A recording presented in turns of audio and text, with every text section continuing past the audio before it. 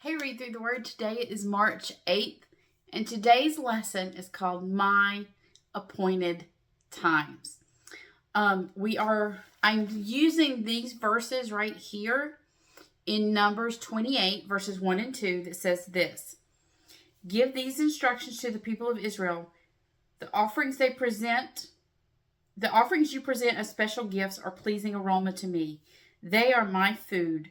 See to it that they are brought at the appointed times and offered according to my instructions. Okay, and that's Numbers 28, 1 through 2. And it continues talking about there's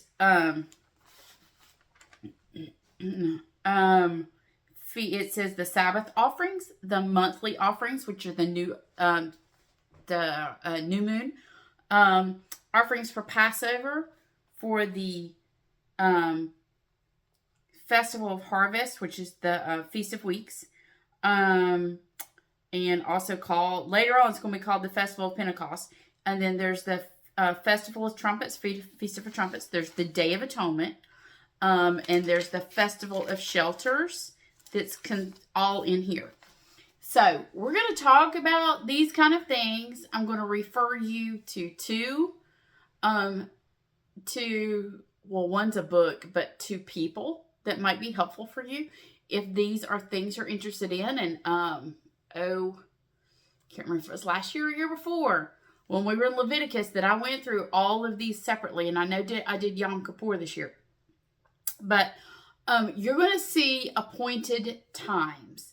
Now, when you look, let me look. It might say it because I noticed it just did it right here with where we are in Numbers. Let me look back for a second.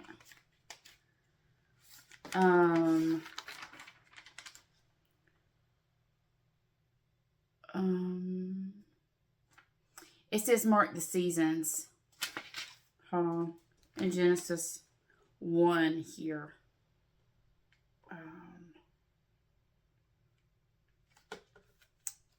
Okay, because when it talks about day 4, it says, let them be signs to mark the seasons. It's actually translated the appointed times. So this whole idea of season, this is when I would, and if I can find a good one to link you to, I will link you to a picture of the calendar for the Jewish calendar and the biblical, we're going to call them the biblical feasts and holidays, to see what that looks like. More as almost, it's more like a cycle or the circle of life, or it is, but appointed times. What God is saying right here were the holy days, the feasts, and the festivals that God required the people of Israel to set aside. These times were consecrated to the Lord and were to be observed faithfully throughout the year. God had set the calendar for his people around their commitment to worship him. Holy living involved the proper observance of sacred days and annual appointed times. The focus of the gatherings would be on God. He is central to everything. And I really think the idea of, so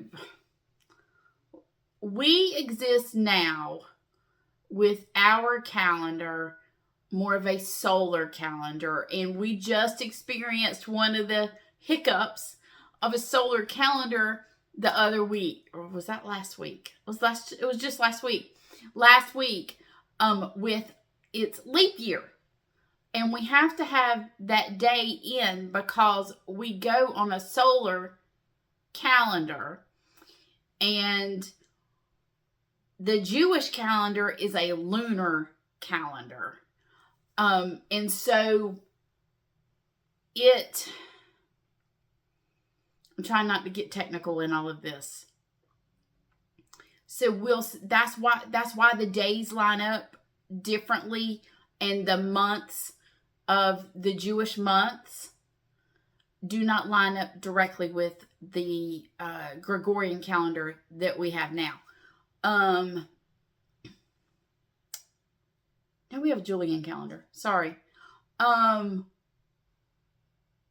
It is, that's just going to be I'm not trying not to chase a rabbit. You know, I chase a rabbit. That's going to be the easiest explanation. All right, so it doesn't line up. That's why when I discussed Yom Kippur the other week, the dates will be different every year on the calendar we're used to, because it doesn't line up perfectly. I think that's why it's very interesting to see the Jewish calendar in the circle that it is. And I always think it's seasonal, and it is, the whole idea is everything has to do with God and his seasons with his people. And we've discussed before how God times everything with knowing when they would be planting and when they'd be harvesting, and everything has to do with God. Because remember, he's the one that puts the sun into the sky. He's the one that sets the calendar. So when he gives this calendar to his people, it lines up the rhythms of their life with him. And so there are all of these observances, all of these appointed times that would be uniquely focused on God. And I love the biblical feast. If I could keep focused on these, I have a dear friend of mine, and she celebrates them. She does Shabbat every week.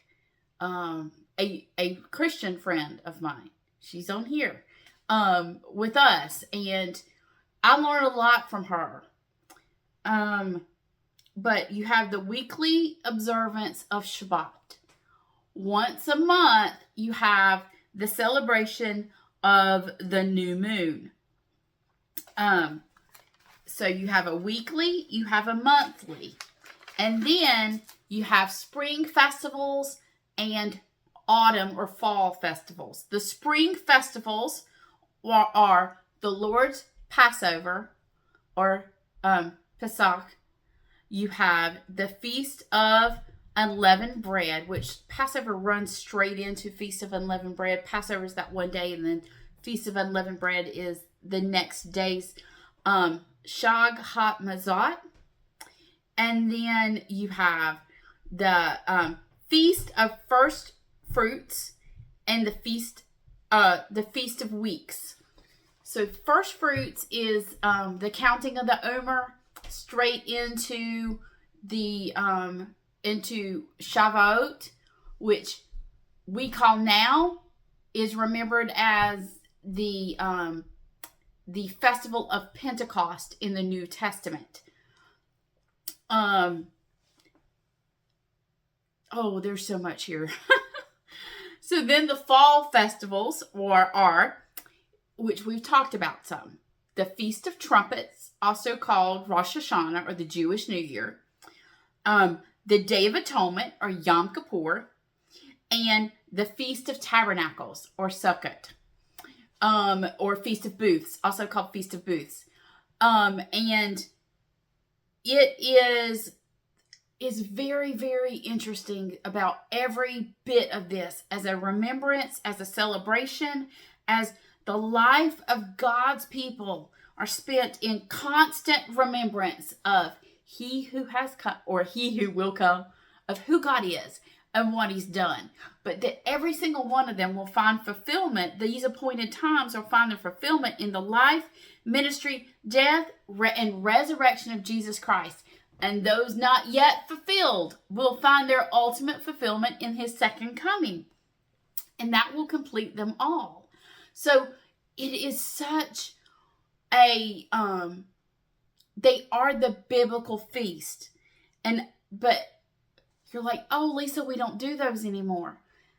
It's in the Word of God.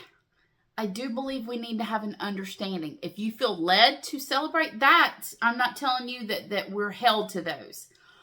I'm telling you that there is much understanding in God's plan of redemption for his people by understanding these.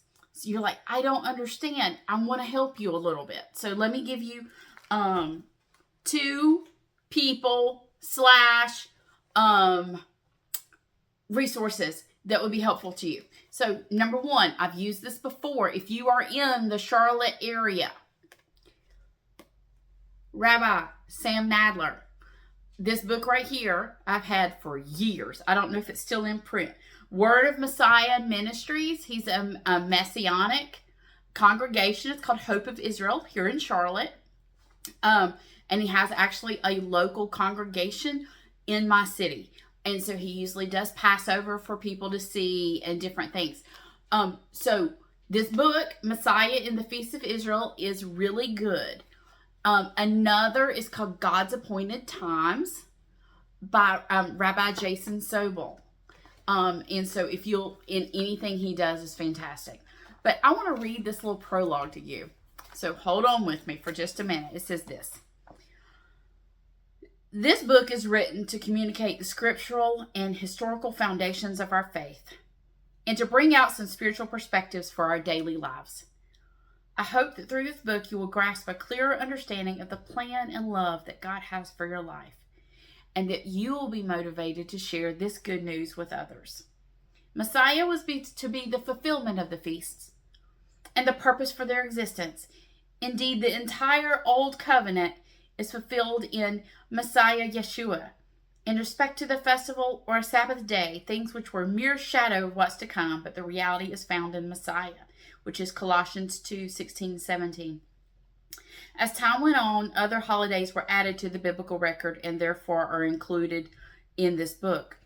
Across the ages, God has sought out his people Israel in order to bless them and make them a blessing to many peoples. He has also entrusted Israel with a sacred trust to bear his name and be the nation from which his redemptive plan for the world would go forth. John 4:22. This redemptive plan is illustrated in the annual feast of Israel that the Lord ordained. The feasts are called Moedim in Hebrew, meaning appointments or appointed times, because they make up God's appointment calendar with his redeemed people. A discussion of Israel's worship would not be complete without a catalog of these 7 annual feasts. Within the 7 feasts, or holy convocations, there are 3 that are regarded as pilgrim feasts. These three pilgrim feasts are Passover, Pentecost, and Tabernacles, which are required for all the men to come before the Lord 3 times a year at the tabernacle and later in the temple in Jerusalem. The picture of redemption begins to unfold for us in the springtime of the year. The 3 spring feasts, Passover, unleavened bread, and first fruits, begin the biblical year and illustrate our salvation. The 4th, Pentecost, illustrates the establishment of Messiah's body in the earth. In the fall, the 7th month of the biblical year, we celebrate the Feast of Trumpets, the Day of Atonement, and the Feast of Tabernacle. These focus our attention on the period of time yet to come in which the consummation of God's redemptive program will take place.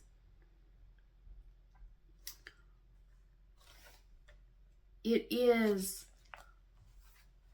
God's appointment with his people. And I would ask you just to take a look and read of them. Because they, especially the spring feasts, understanding the spring feasts is going to be key when we get to the Passion Week of Jesus. So, I just wanted to talk to y'all a little bit about these, and we will see you next time on Read Through the Word.